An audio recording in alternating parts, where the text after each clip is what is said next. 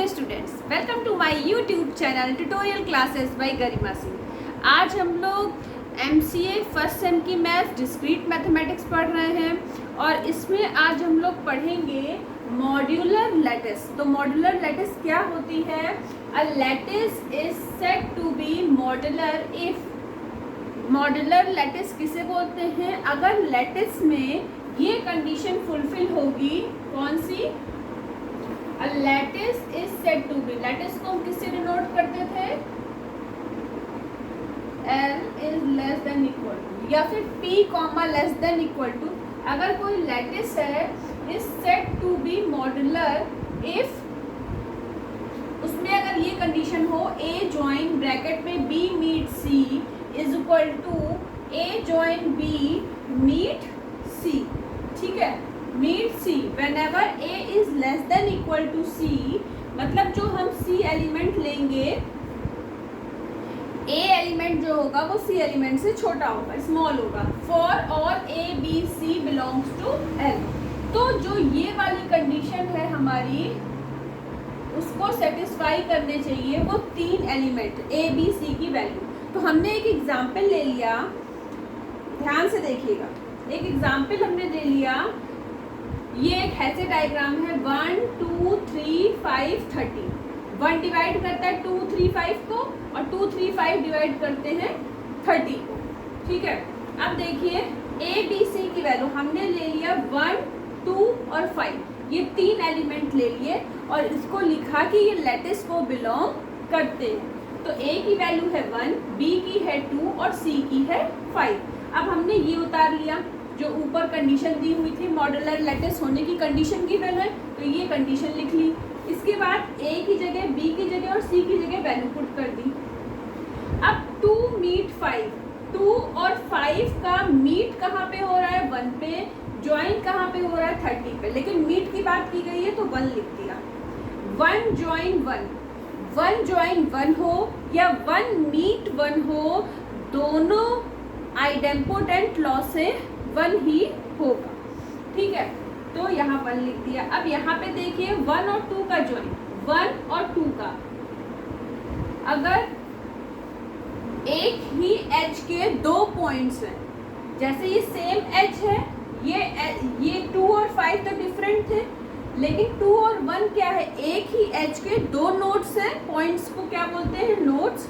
तो एक एच के दो पॉइंट्स हैं 2 और 1। तो जब ऐसा होगा तो उसका ज्वाइन क्या होगा? अपर नंबर, मतलब अपर पोजीशन वाला नंबर। तो 2 इसका ज्वाइन हो गया और 1 इसका मीट हो गया। तो 1 और 2 का ज्वाइन क्या हो जाएगा? 2। 2 और 5 का मीट क्या होगा? 2 और 5। 2 और 5 फर्स्ट बार कहाँ पे मीट हो रहे हैं? 1 पे।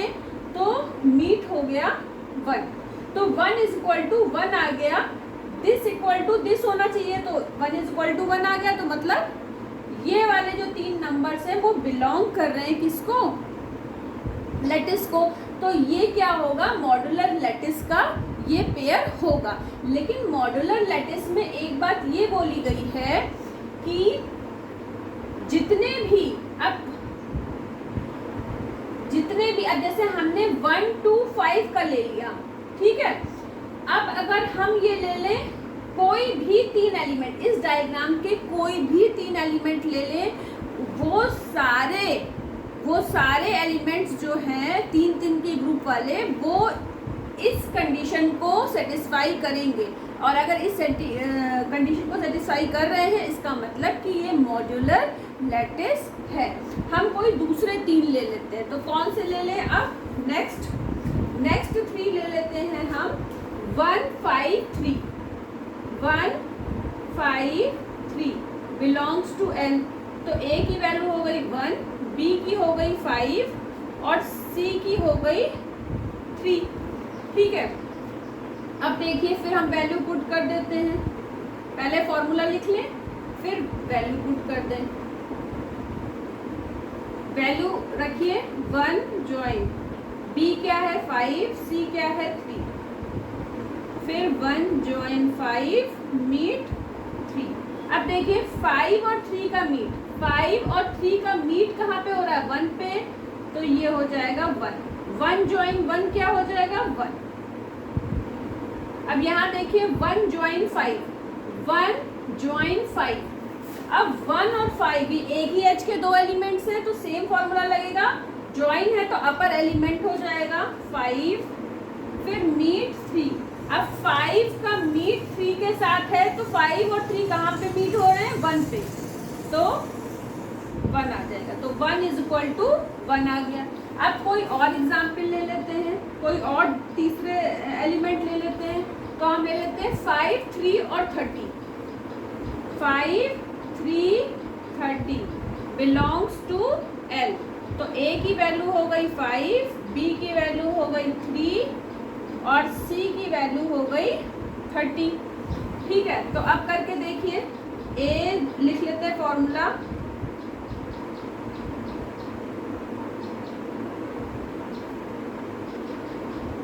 5 ज्वाइन, B है 3, मीट है 30। ठीक है, फिर A है 5 ज्वाइन हो गया B के साथ और मीट हो गया 30 के साथ। अब ध्यान से देखिए 3 और 30 का ज्वाइन मीट क्या होगा? 3, ज्वाइन क्या होगा? 30। हमें मीट लिखना है तो 3 हो गया। इसके बाद 5 और 3 का ज्वाइन क्या है? 30। 5 और 3 का ज्वाइन कहाँ हो रहा है? 30 पे। 30 मीट 30 आ जाएगा। 5 और 3 का ज्वाइन अभी निकाला है 30, तो 30 इज इक्वल टू क्या आ गया?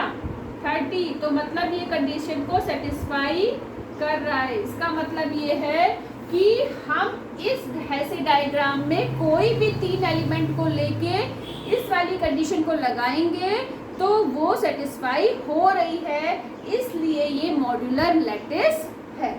इसको फटाफट कर लीजिए, इसके बाद हम लोग नेक्स्ट पढ़ेंगे कंप्लीट लैटिस।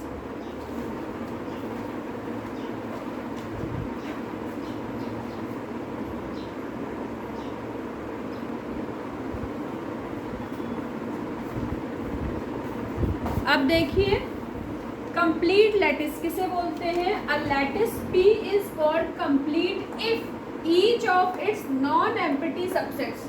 कोई एक सेट है, ठीक है, पोसेट है, मान लीजिए कोई एक पोसेट है और उसके हमने बहुत सारे सबसेट्स बना लिए, ठीक है। हैज उन सारे सबसेट्स का क्या होगा?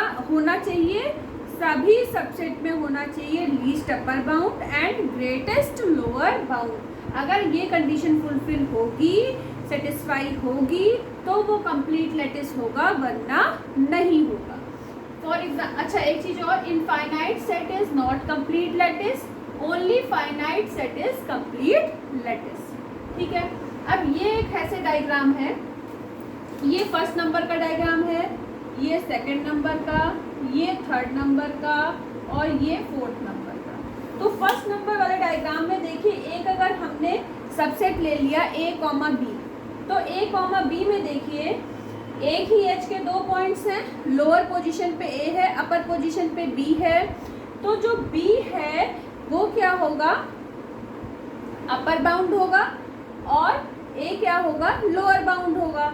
तो B हो जाएगा लीस्ट अपर बाउंड, A हो जाएगा ग्रेटेस्ट लोअर बाउंड। ठीक है, इसी तरीके से कोई भी 2 एलिमेंट ले लीजिए, हमने A भी लिया, AC ले लीजिए, CD ले लीजिए, DB ले लीजिए, कोई भी जो ऊपर की पोजीशन पे है वो अपर बाउंड, जो नीचे, अगर आपने AC लिया तो C अपर पोजीशन पे, तो ये अपर बाउंड।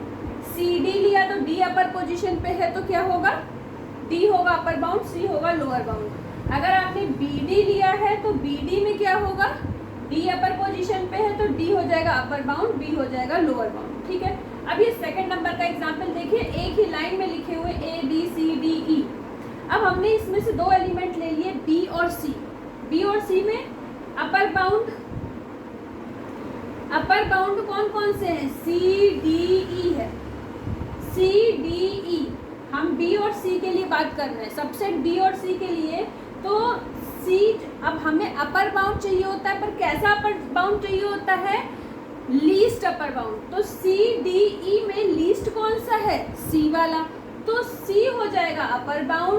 अब बी लोअर, अब लोअर बाउंड बी के बाद एक ए भी है लोअर बाउंड, लेकिन हम बी को क्यों लेंगे, क्योंकि बी जो है ए से बड़ा है, लोअर बाउंड हम ग्रेटेस्ट लेते हैं, तो ग्रेटेस्ट लोअर बाउंड और लीस्ट अपर बाउंड। ठीक है, तो बी और सी के लिए ग्रेटेस्ट लोअर बाउंड हो जाएगा, ग्रेटेस्ट लोअर बाउंड हो जाएगा बी और लीस्ट अपर बाउंड हो जाएगा सी। अब कोई दूसरे दो एलिमेंट ले लीजिए, मान लीजिए हमने बी और डी ले लिया, बी और डी के लिए upper bound, least upper bound कौन सा होगा, दो अपर बाउंड है डी और ई, लेकिन लीस्ट अपर बाउंड होगा डी, और बी और ए दो है हमारे लोअर बाउंड, लेकिन हमें ग्रेटेस्ट लोअर बाउंड लेना है तो बी हो जाएगा।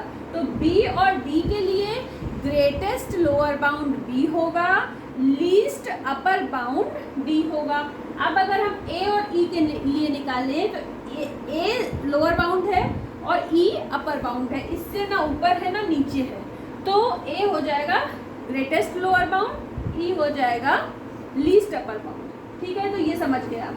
अब ये देखिए 0 -1 -2 dash dash dash minus infinity और ये dash dash dash plus infinity, तो ये इनफाइनाइट सेट है। इनफाइनाइट सेट हम आपको पहले ही बता चुके हैं कि इसमें ना ही अपर बाउंड होता है ना ही लोअर बाउंड होता है, इसलिए ये कंप्लीट लैटिस नहीं होगा, क्रॉस का साइन लगा हुआ है। ठीक है, अब देखिए एक सेट हमने ले लिया -2 -1 0 1 2। ठीक है, 5 नंबर का एक हमने सेट लिया और उसका हैसे डायग्राम ये बना हुआ है।